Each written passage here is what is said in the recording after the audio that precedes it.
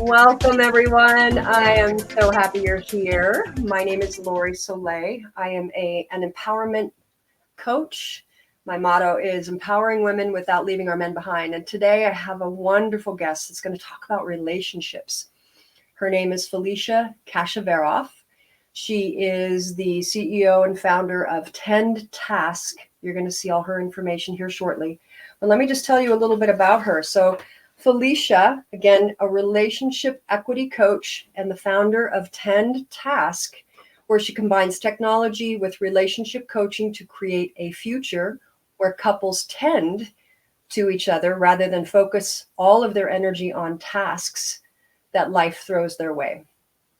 In other words, she's saying helping couples build mutually beneficial, balanced, joyful relationships. She'll tell you a little bit about her certifications. She's got lots of certifications and qualifications in what she's doing.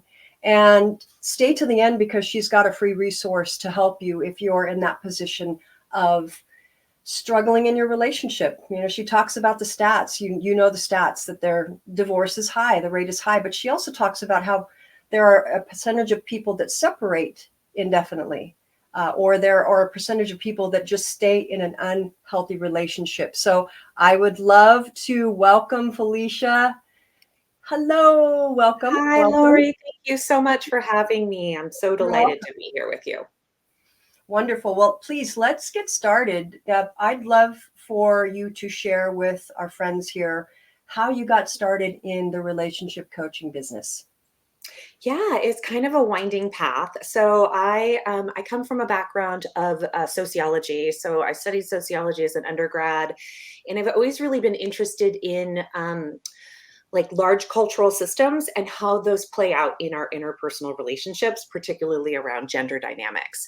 And so, when I was a young woman entering into marriage, I thought I had it figured out. I knew I was a feminist. I thought my partner was too. But as we, became parents, we really defaulted into these really traditional gender roles, and that caused a lot of suffering and frustration and imbalance in our partnership. And I couldn't find my way out of that. I tried everything I knew how to do, and I was unsuccessful. I ended up getting a divorce after over 20 years of marriage. So I sought to find the solution I needed that didn't exist. I started by creating an invisible labor tracker. So this was back in 2018, and when we weren't really having the robust conversation around the mental load and invisible labor like we are now. And I found that was really interesting. A lot of women were really like blown away that was a thing that they could do, that they could quantify their work. But what they told me was that they wanted more than just data. They wanted to know more than their work was valuable. They wanted solutions for their partner to really engage with them. So that took me to what creates behavioral change? How do we actually create change in ourselves and in our partners? And that's where I learned about the wonders of coaching, and I've never looked back. So I became trained as a coach, and I just absolutely love the work that I do. So I combine that coaching with the technology to create a really robust system that couples can rely on to really create change in their relationships. I love that. And it's so timely. As you say, these outdated gender roles and power structures that have been impacting women and men. That's why I say not leaving our men behind, because I have 2 teenage sons, and they come to me all the time when we talk about these topics pretty fiercely. So I want to just highlight some of the things that you're going to share with us. First, thanks for sharing. I think we've all been there, relationships. I'm in sort of the same position, not divorced yet, but separated because of some challenges. And we'd been married for almost 25 years. So I absolutely understand. So these are the things that you're going to talk to everybody about today. So what does a balanced relationship look like?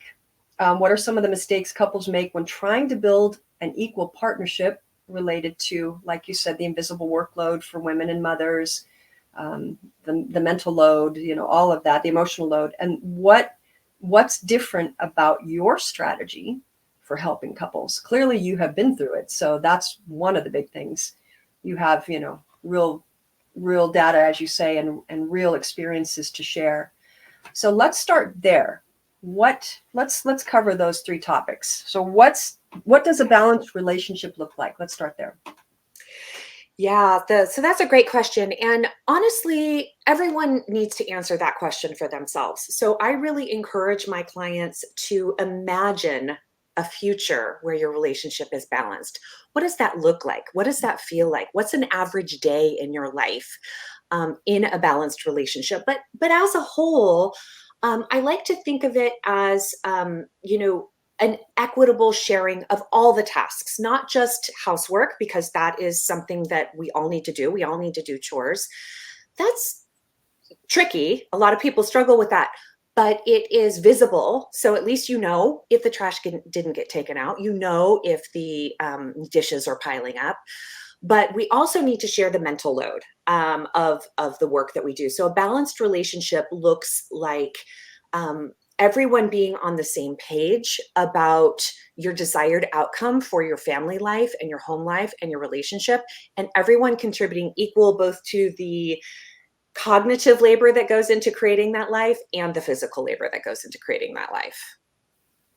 Yeah. You said you have the technology related to that. So I'm guessing that's probably all of the research and the gathering that you put together. What do you mean by the technology related to your coaching practice? Yeah, so I use, a variety of tools. I created, we talked about that invisible labor tracker that I created. I've since morphed that into a task sharing tool. So it's called Tend Task Household Organizer. And what it does is it makes that invisible work visible. So you can't share something that someone else doesn't know exists. And that's why the mental load is really tricky, because it's invisible. It follows you everywhere. You don't get to take a break from it. Even if you're taking a break to go for a walk or take a bath, you're still thinking about all those things, right? And it's never ending. It continues on in perpetuity. So the technology allows you to group everything where all the work is visible, and you're really cultivating a sense of teamwork. So that's how I incorporate technology into my coaching. There are other tools that we can use, and I encourage clients to use whatever works best for them. But I want to make sure that they have something that is really designed to go along with this process. That is fantastic. Oh my God. Like, what an amazing thing to have. I didn't have that. So my story and why I got involved, and I think maybe I shared this with you, but I struggled through about 4 years of chronic fatigue. So I had a healing crisis because I was the overdoer. I went to therapy. I would share this with you. I went to therapy with my husband, and the therapist said, "Well, you're a high functioning female." And I looked at her. She goes, "You're a high functioning female." And I thought, is that an insult or a compliment? But I think it's kind of both. Yeah. So what does that mean? And that kind of woke me up to, again, as all the stuff that we take on, and it propelled me into a 4-year healing crisis with chronic fatigue. So I love that you have created something that's tangible, that couples can actually look at. So good. I wanted to highlight that. Yeah, thank you for asking. So what does a balanced relationship look like, right? What does an equitable relationship look like? First and foremost, as you say, it's to really understand the responsibilities and what that means for a family and for a home, and for even, if either partner is out working, what does that mean? I hear a lot of my coaching, my clients, my women clients, they take it all on. They might work, and then when they come home, they're handling the housework, and their partner comes home and relaxes. They're like, it doesn't stop there. This has to, be a part of. That's right. I have strong feelings about this, and it transitions a little bit into what we're going to talk about next, which is the mistakes that couples make when it comes to balanced relationships. But when couples are defining what a balanced relationship looks like to them, one of the first exercises I take them through is creating a shared vision. So what do you want your life to be in every aspect? I ask them to get really granular. What do you want it to look like when you come home from work at the end of the day? How do you want to go to sleep at night and feel, next to your partner? How are your mornings going to go? What is what does your financial life look like? What are your goals? And so getting really clear about that shared vision allows both partners to know that those are the goals that we're working toward. And then you break down, okay, what are the tasks that go along with getting towards those goals? So it's really important to have a clear shared vision to make sure that you're both on the same page. I totally agree, because then it puts them into a dysfunctional dynamic, or they have been operating out of that, right? The Cartman drama triangle. I know you know this one: the perpetrator, the rescuer, the victim. And as we're toggling back and forth between the two, you didn't take care of the dishes, so now you're the perpetrator because you're coming at them, and they're playing the victim, or so it's so powerful to be able to uncover those power dynamics. And I know for you, you probably go back to when they were growing up and what those power dynamics looked like. You don't have to dig deep, but you can look at the unhealthy coping strategies and go, okay, how do we? So what do you say when one partner is really frustrated? And that might tie into some of the statistics you have, but what if one partner really feels the need for some big changes and the other one doesn't? Then what? Yeah. What a great question. Yeah, that does bring up a statistic, which I'm not sure if you're aware of, but it ties into both of our shared experience, which is that 70 to 80% of divorces are initiated by women. And so we hear a lot about, half of marriages end in divorce. We don't hear about why as much.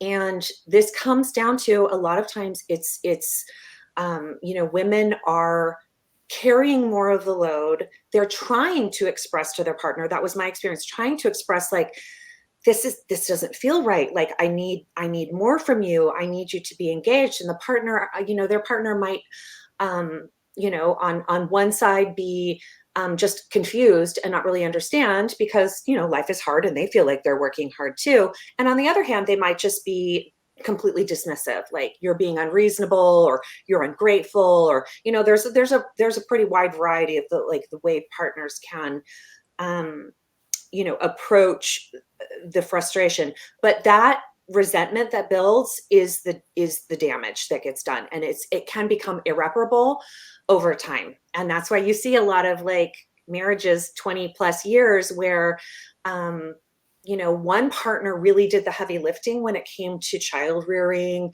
and building your family. And then they just don't feel like they've been seen or valued for that work. And their partner isn't responsive when they say, I'm unhappy.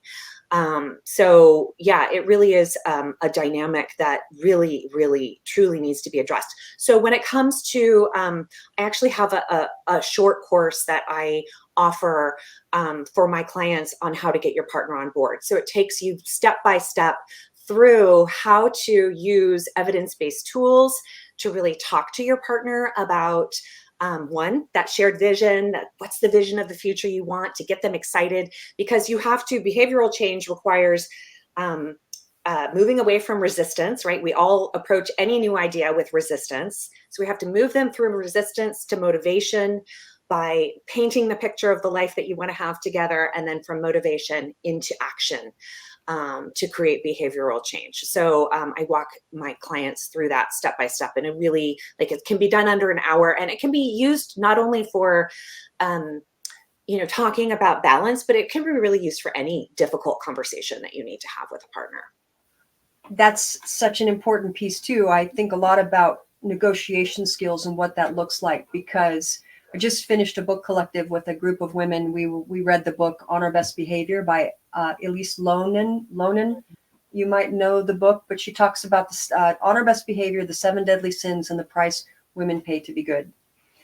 Now, here's where we want to go with this, and as I relate to my own family and my boys, I want for men to be allies, and the conversation around the gender roles and, what the bigger power structures that some would say is patriarchy, you see people shut down right away. They start to get in that defensive mode. So I love the way you're coming at this. So clearly both have to be on board. And if one's not, then how do you get them on board? And if they don't get on board, then I'm guessing they probably go to therapy to try to work it out. And so how do what are the pain points that your clients experience? And a lot of them might seem obvious, but what are some of the pain points, just so my audience that are Yeah, listening, no. oh, is that, yeah, that's, yeah. Like it kind No, of goes, for sure. So, I think resentment is one that we talked about. So, if you find yourself often feeling resentful of your partner, that is a sure sign that you're in an unbalanced relationship. If you start to feel contempt towards your partner, that is a surefire that's a sign. good one. That's a serious one. I mean, I'm Yeah. sure, like, if you look at like the John Gottman and Julie Gottman are terrific relationship researchers, and they talk about the four horsemen of the apocalypse, and contempt is one of those. Defensiveness is also one of those. So if you find your partner is meeting you often with defensiveness, that's another sign. One thing that we don't often think about, like a lot of people come to me and you know when they talk about unbalanced relationships, and they're like, it's just not fair. And I get that. Like, you know, I think fairness plays a role, but I like to focus on balance rather than fairness. And one thing you can look at is, do you both have equal leisure time?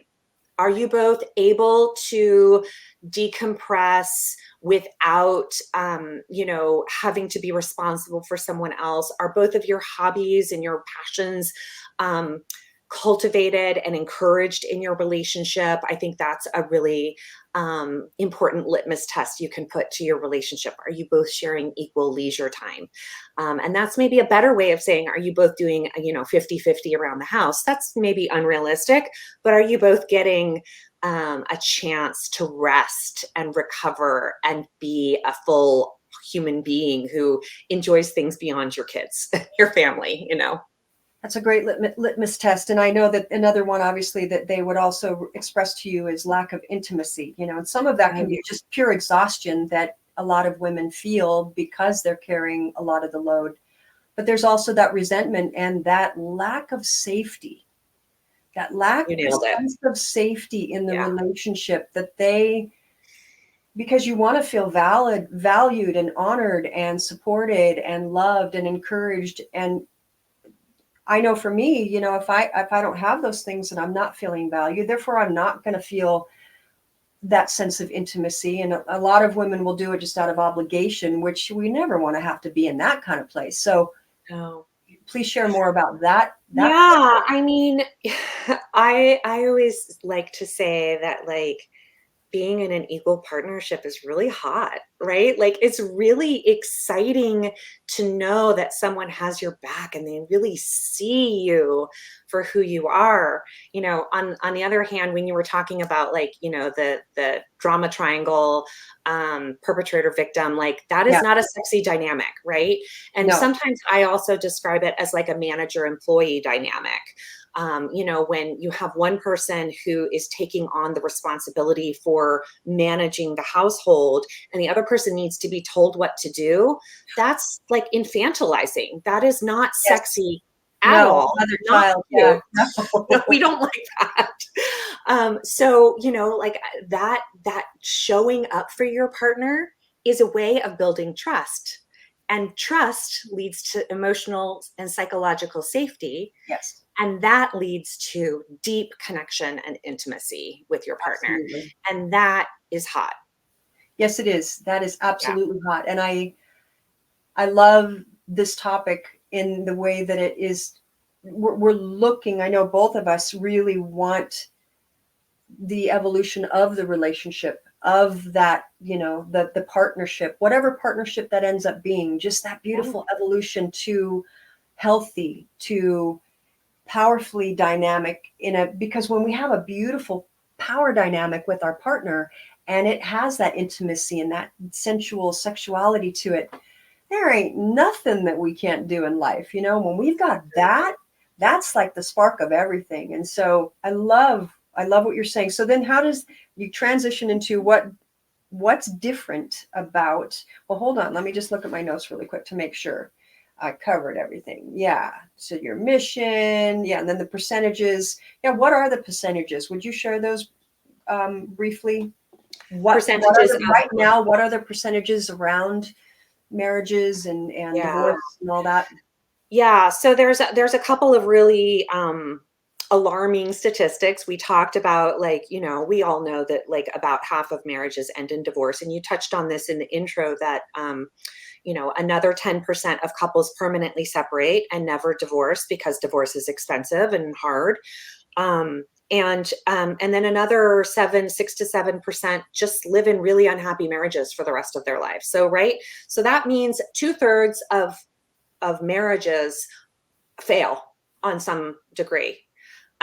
Those are not good statistics, right? That's not what we're shooting for. We talked about, that women are often driving divorces for the reasons that we're addressing today. Another important statistic is that marriages take a really, really big hit after couples become parents.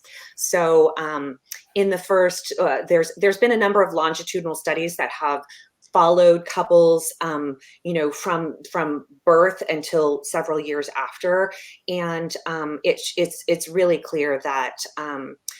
Especially in heterosexual relationships, that women who are partnered with men have lower sex drive, not lower sex drive, they have a lower desire for their partner. That's not the same as their sex drive, right?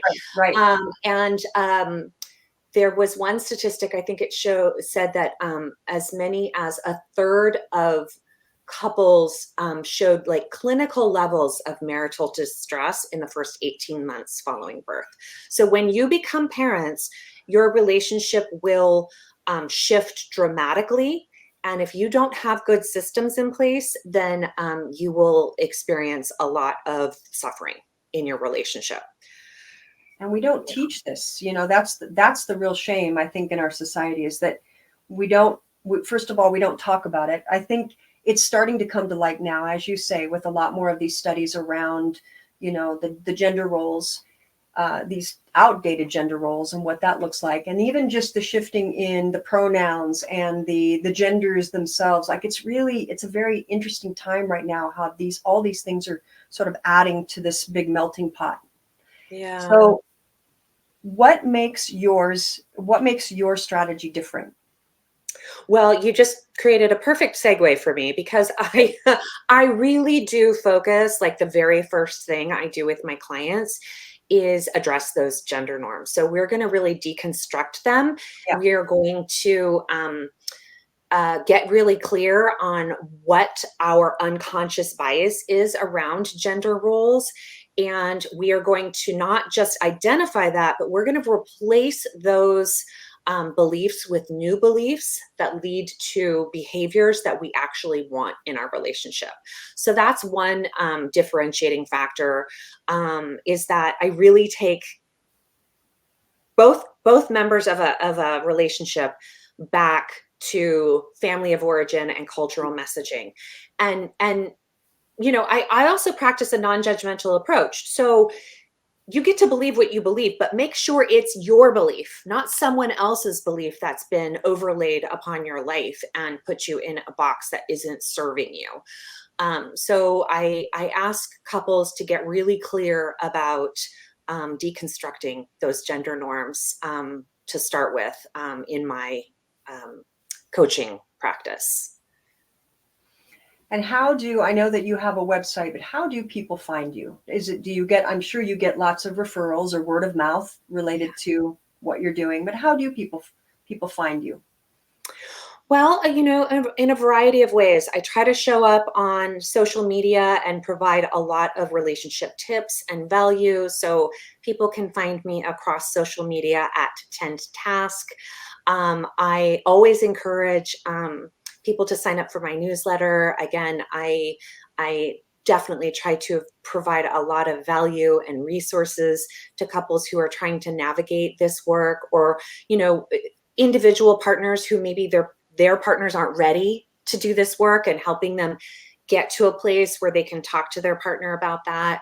And then also, of course, they can book a call with me. So I always offer a free discovery call.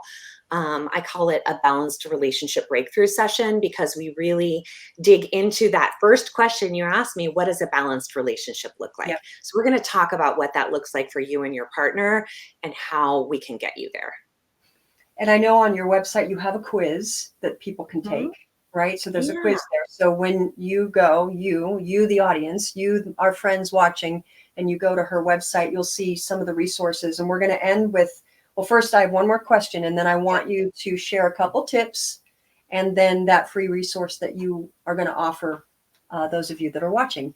So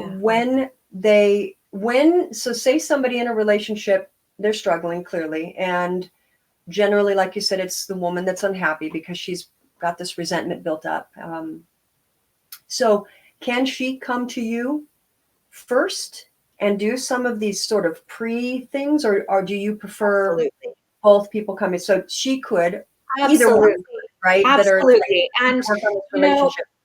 yeah, no question about it. I encourage women to seek me out, start reading the resources. I have a ton of articles on my website, and a ton of resources to guide people through. I also recommend that introductory course that really helps you to get clear about your how to talk to your partner about this really difficult topic in a way that is much less likely to induce defensiveness.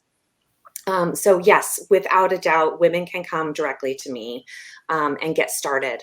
Perfect. Yeah, because I would imagine there's a little bit of pre-preparing, right? Prep work in advance. And I know that with my clients, when they come to me, a lot of times we're working on helping them with self-worth, helping them with negotiation skills. And what's beautiful about this and what's beautiful about what you're teaching is this can be parlayed to all kinds of spaces in our lives, can be parlayed into 100%. work, because when we really understand our worth and our value and how to speak up for our needs, that transcends a lot of different things. And, so I'm excited for that. So share 3 things or however many tips you want to share on, what's like the parting tips that you'd like to share, and then talk about your free resource. Yeah, so I will share some of just a taste of the tips that I offer in my free resource, which really outlines like the top 10 mistakes that I see couples make when they're trying to start this journey together. And then I'll let you know how your listeners can access this resource for free. But I want to touch on, the tips that are tied to the things that we talked about. So I talked about that shared vision. And so one thing that couples can do together is they can start that process of building that shared vision. So I like to encourage couples to create like a digital vision board, and choose one area of your life. So get really granular about that area. Maybe it's like we talked about, like how do we want to feel at home? And create a digital vision board with with images and quotes and phrases, and maybe couples that you admire in your life. So that would be a really fun place to start, to create that vision for the future that you could do if you do this work together. So that's tip number 1. Tip number 2 is tied to, again, those gender norms that we're trying to dismantle in ourselves and in our partners. So I like to recommend, like, that feels really big. So start with just one thing that you observe that you do. We're going to take personal ownership for our own, unconscious beliefs. And so pick one thing that you do in a day that maybe it's being critical of the way your partner does something because you inherently believe that you're better at it.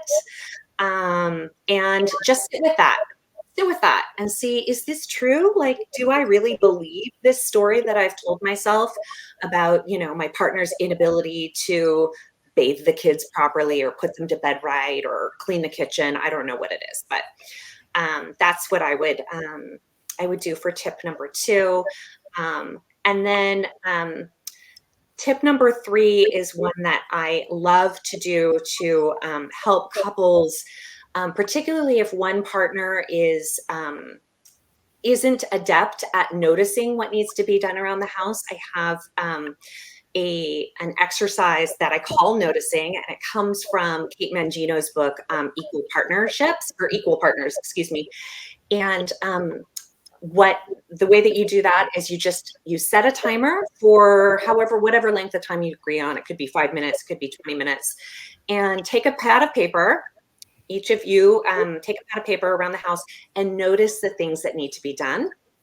And then don't do anything about them, but just come back together and share and see what's the same and see what's different.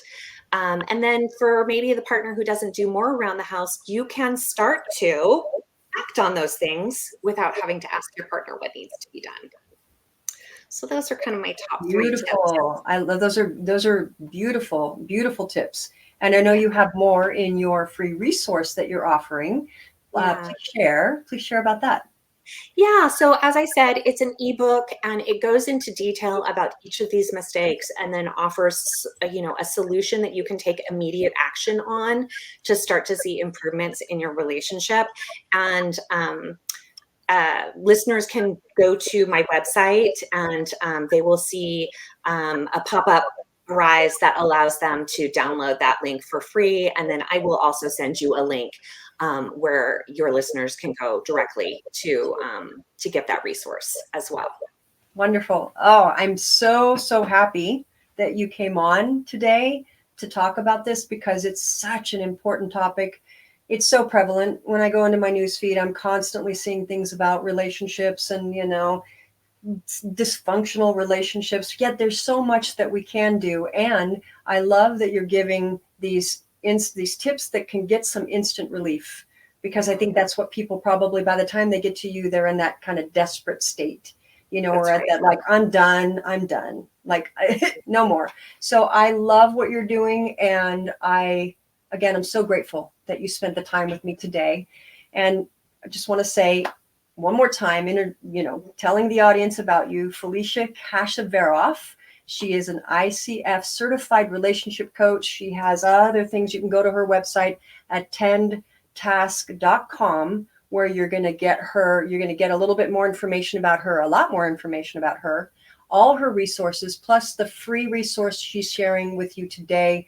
You can go and opt in for that. Get onto her list because she shares a ton of stuff. Find her on social media at Task. Is that right? So that's your exactly social media right. channels. Okay, yeah. Wonderful. So I'm going to say goodbye by taking us out with some music. Thank you, everybody. Thank you so much, Lori. We'll keep talking, okay? We have so much to share. Thank you. Have a great day. You too.